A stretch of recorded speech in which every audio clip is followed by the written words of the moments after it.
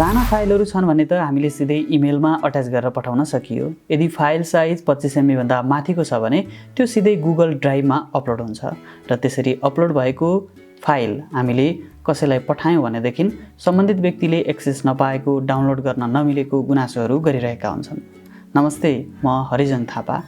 आजको यो भिडियोमा म गुगल ड्राइभबाट फाइल सेयर गर्दा ध्यान दिनुपर्ने कुरा र सँगसँगै गुगल ड्राइभको अधिकतम उपयोग कसरी गर्न सकिन्छ त्यो विषयमा कुरा गर्दैछु।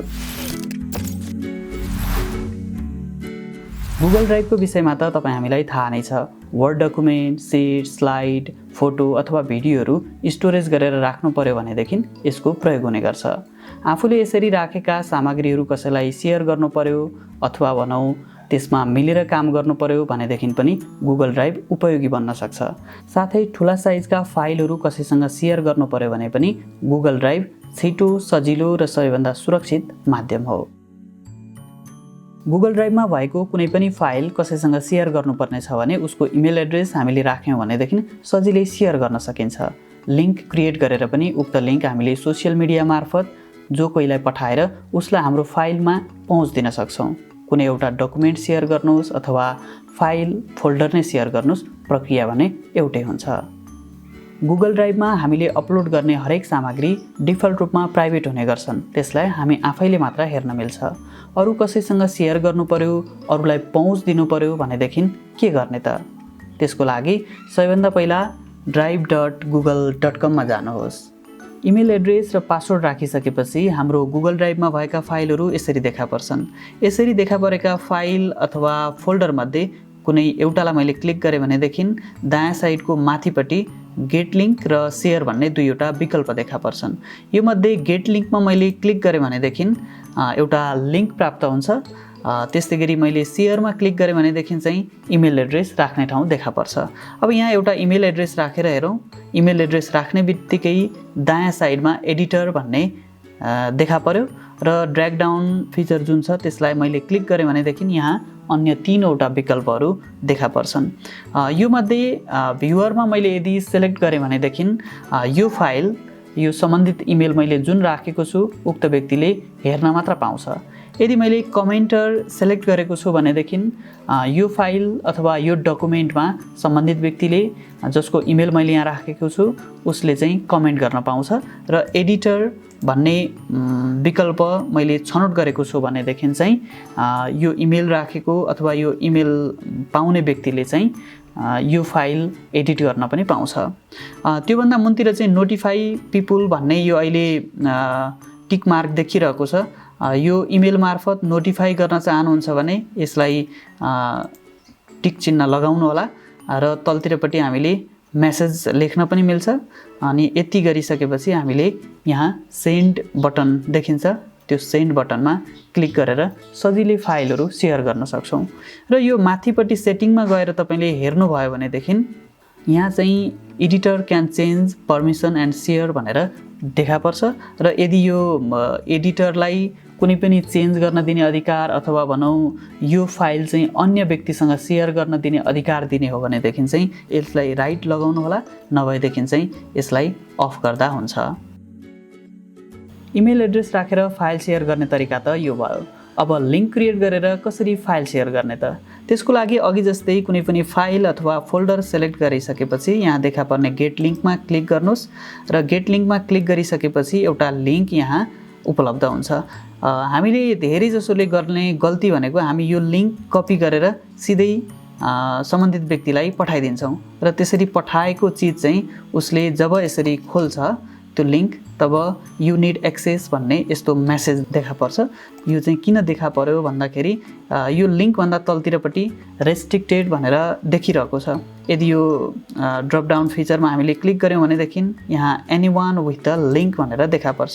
जब हामीले यो एनीवान विथ द लिङ्कलाई सेलेक्ट गर्छौँ साइडमा अघि जस्तै भ्युअर अनि कमेन्टर, एडिटर भनेर यो 3वटा विकल्पहरू देखा पर्छन्। अब यो लिङ्क हामीले जसलाई पठाउँदैछौँ नि उसलाई चाहिँ कुन रोल दिने त्यो हामीले यहाँबाट निर्धारण गर्नुपर्छ। यति गरिसकेपछि चाहिँ हामीले यो लिङ्कलाई कपी गर्न सक्छौँ अनि डनमा थिचिसकेपछि चाहिँ जब यो लिङ्क हामीले कसैलाई पठाउँछौँ यो लिङ्क अन्य व्यक्तिले खोल्दाखेरि चाहिँ यो फोल्डरमा भएका सबै सामग्रीहरू चाहिँ उसले यसरी प्राप्त गर्न सक्छ। यसरी फाइल सेयर गर्दाखेरि रोल चाहिँ के दिएका छौँ त्यो चाहिँ एकदमै विचार पुर्याउनुपर्छ। जस्तो मैले यो फाइल सेयर गर्दाखेरि एडिटर भन्ने रोल यदि मैले दिएर कसैलाई यो लिङ्क पठाएको छु भनेदेखि यो लिङ्क पाउने जो कोहीले, हामीले पठाएको व्यक्ति मात्र नभएर जो कोहीले पनि यो फाइलमा एक्सेस पाउन सक्छ र त्यहाँ एडिट गर्न अथवा त्यो फाइल नै डिलिट गरिदिन पनि सक्छ। त्यसैले यो अलिकति असुरक्षित पनि हुन सक्छ। त्यसैले एकदमै ध्यान दिन भने जरुरी छ। आफ्नो फाइल फोल्डरमा कसैलाई पनि एक्सेस दिन चाहनु हुँदैन भनेदेखि चाहिँ अघि जस्तै गेट लिङ्कमा जानुहोस् अनि त्यसपछाडि जुन यहाँ एनीवान विथ द लिङ्क देखिरहेको छ त्यहाँ क्लिक गऱ्यौँ भनेदेखि रेस्ट्रिक्टेड भनेर देखा पर्छ। हामीले यो रेस्ट्रिक्टेडमा क्लिक गरेर डनमा थिच्यौँ भनेदेखि अब यो जुन हामीले सेयर गरेको फाइल छ त्यसमा चाहिँ अन्य व्यक्तिहरू कसैले पनि पहुँच पाउन सक्दैनन्। यदि मैले इमेल एड्रेस राखेर कसैसँग फाइल सेयर गरिसकेको छु र त्यसलाई रोक्नु पर्यो भनेदेखि चाहिँ अघि जस्तै यो फाइल अथवा फोल्डरमा सेलेक्ट गरेर सेयर भन्ने जुन विकल्प देखा पर्छ त्यसमा क्लिक गऱ्यौँ भनेदेखि यहाँ कोलाई हामीले फाइल सेयर गरेका छौँ त्यो देखा पर्छ र रोल पनि देखा पर्छ। अब यो रोल मात्र हामीले करेक्सन गर्न पनि मिल्यो, सँगसँगै अब यसलाई पूर्ण रूपमा बन्द नै गर्ने हो भनेदेखि यो तल चाहिँ रिमुभ भन्ने एउटा विकल्प देखा पर्छ।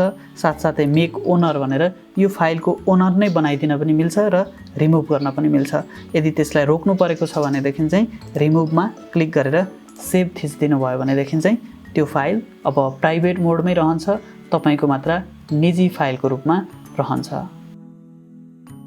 मैले कसैलाई इमेल पठाउँदैछु र अट्याच गर्दाखेरि फाइल चाहिँ 25 MB भन्दा ठुलो छ भनेदेखि त्यो फाइल चाहिँ your file is larger than 25 MB it will be send as a Google drive link भनेर यसरी देखा पर्छ।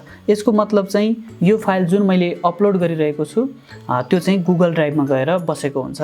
यसरी इमेलमा अट्याच भएको फाइल यदि हामीले कसैलाई सेन्ड गर्न खोज्यौँ भनेदेखि यहाँ someone needs access to the file भनेर देखा पर्छ।